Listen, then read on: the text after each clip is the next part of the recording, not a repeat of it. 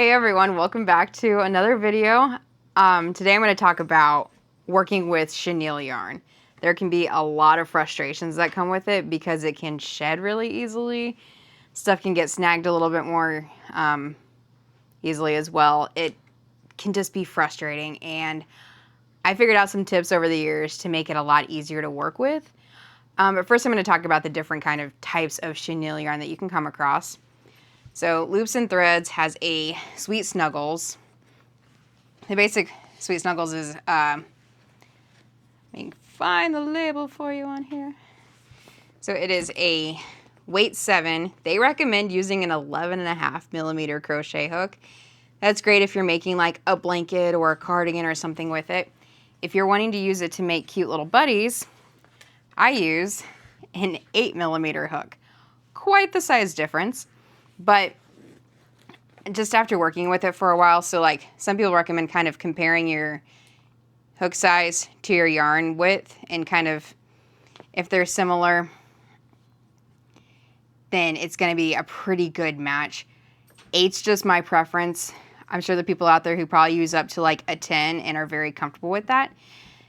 Working with making crochet buddy, a lot of it comes down to personal preference, what you're comfortable with.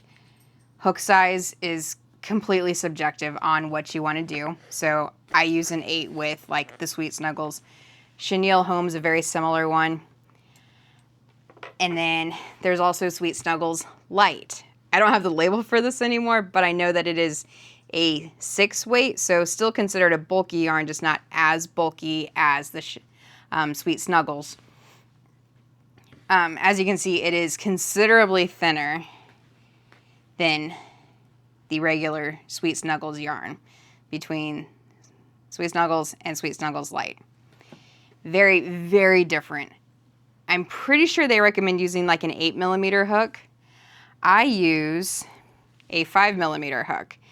Again, comes down to personal preference, what you're going to do. I put velvet yarn in the chenille yarn category.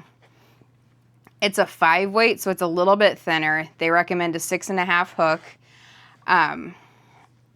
With this, honestly, because it is actually a pretty thin yarn, it's thinner than the Sweet Snuggles Light.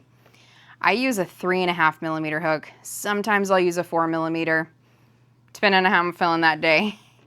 But that sizing works out really well for how I like to work and with the tension that I use. Parfait Chunky is what I use a lot of. It is also considered a 6 weight. If you compare that to that Sweet Snuggles Light, it is a thinner yarn, but they are considered the same weight, still a bulky yarn. With this, I like to use a 4mm hook. Again, personal preference. I've seen people use a 5mm hook with it. I've seen people use a 3.5 or smaller. Again, not my preference. This is what I found after years of kind of working with it, that is my preference. And then if you guys have ever seen in a Dollar Tree this Just Chenille, it's still a beautiful yarn to work with. Some batches, not as high quality as others, but luckily this particular skein was a good batch. Still a very soft yarn, very fun to work with. Still also considered super bulky, a 6 weight yarn. They recommend an 8mm hook for this. To me, that is insane, the difference in size between your hook and your yarn. So I use a 3.5mm hook with it, and it's been my favorite combination for that yarn. All right, so a frustrating point with chenille yarn can be making a magic circle. So to show you about this, I'm going to work with my Parfait Chunky and a 4mm hook. So I'm going to start my magic circle, as I've shown y'all before. Pulling that tail through. So here is my way to do a magic circle with chenille yarn. I'm going to start with 2 single crochet. And then I know a lot of times, sometimes it'll work just fine to pull that tail and kind of start tightening up your magic circle. And sometimes it'll snag on the way and it won't want to pull through. So where the stitches started, I'm actually going to take the yarn on that side and pull it back a little bit. you'll see it did snag back there. So because of that, that's why it's not pulling through. So then now that I've got that through, I've pulled it back a little bit. Now I'm going to go back to my tail and pull through until I can see that snag on the other side. And I leave just enough of my magic circle there to finish out however many stitches I need to do. So for this example, I'm going to do 3, 4, 5, and 6. So then, now you can take your tail and finish pulling closed. It seems like such a silly thing, but chenille yarn can be very finicky, and if it's wanting to shed on you, that's the easiest way I've been able to find in order to get those magic circles to work. So then another thing about working with chenille yarn, your stitches can be very difficult to see. As you can see, unless you've been doing it for a while and have kind of trained your eyes to look for it, it's hard to tell that there are 6 stitches to work with here. Stitch markers are your best friend. You can buy these in pretty large packs on Amazon where you get like 50, 100 if you're wanting that many. So a good start. So when you go to that first stitch and make your first single crochet, I always mark the first stitch in my row. If it's still early chenille working for you, I recommend getting lots of stitch markers so you can either mark all of the stitches, every other stitch, however many, to make it comfortable for you to know where your next stitch is.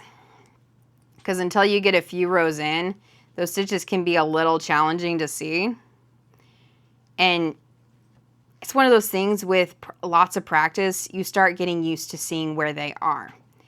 Another thing you may hear other crocheters talk about is being able to feel the next stitch.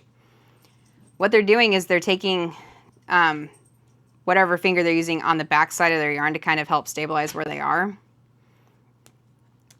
It's something I can't exactly show you because it is about feel, but like when you're feeling on the back side, you can kind of feel where those stitches are and can help guide where you need to go. Especially handy when you're working with like faux fur yarn or Premier Yarns has a really cute yarn called Little Bunny. It's very fluffy and fun, but the stitches are very, very difficult to see with it. Probably have a future video where I show using faux fur yarns and some tricks that I've come up with along the way to work with that. But right now we're sticking with the chenille yarn. So those are a couple tips for yarn. If you're still struggling with the magic circle with the chenille yarn, there is another option to get a project started, and it's the chain 2 method.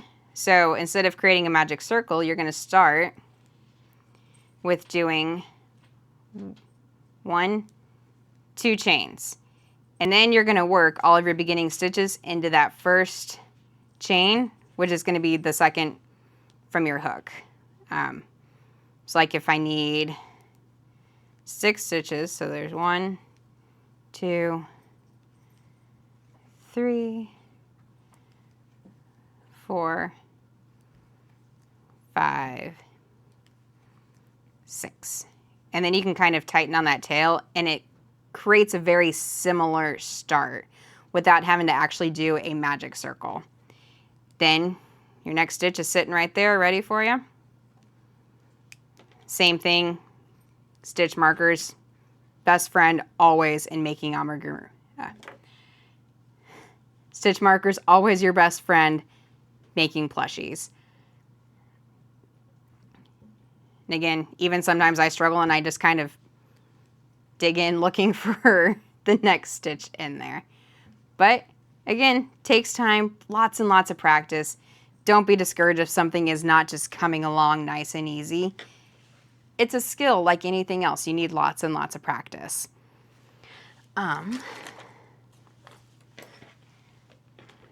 So,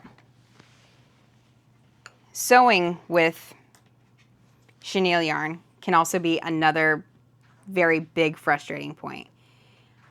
Some people recommend actually getting a worsted weight yarn that matches the color of what you're working with in order to sew pieces together. Or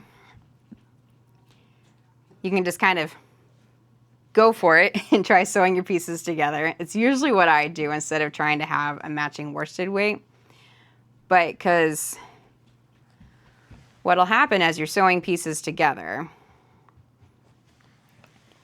with chenille yarn is the yarn is very likely going to start shedding on you. And by that I mean, like, you'll start seeing the actual thread that the chenille material is attached to. So far, the only way I've been able to find to work with that is to take my stitches nice and slow, one at a time. Don't try and do multiple stitches at once. And by that I mean, like, you know, partially going into one and then the next and then pulling through a bunch together. That's just going to weaken the yarn a lot faster. So my recommendation sewing pieces together with chenille yarn is to take your time with each stitch. Make sure it's gliding through nice and smooth. You're not getting snagged up on anything. You're not causing it to have to go through more than it needs to, because again, it's just going to weaken the yarn and cause a big old headache for you, and you're going to have to go and find worsted weight anyways. And I'm just not a fan of it because I don't want to have a bunch of worsted weight yarn on hand. So it's definitely possible if you take your time. As you can see, these little fuzzies coming off, that's because my yarn is coming apart. You can see where my needle's been sitting, it's getting a lot weaker. There's some yarns, if they came from not as high a quality of a batch of yarn, it'll get really, really bad while you're sewing pieces together. And that process will get a lot more frustrating. Same principles apply. Take your time. It's not a race to get projects finished. Have fun. Don't let it frustrate you. It's not meant to be frustrating. It's meant to be cathartic and fun, and you're creating cute little buddies. So I hope a lot of these tips helped. If you have any questions about working with chenille yarn, please put them down below. I will definitely answer them to the best of my ability. If I don't know, I will find you an answer. Until next time, please like and subscribe this video. I would definitely love to have you as a subscriber because I'm loving sharing these tips and tutorials, and I want to keep it going. So until next time, bye.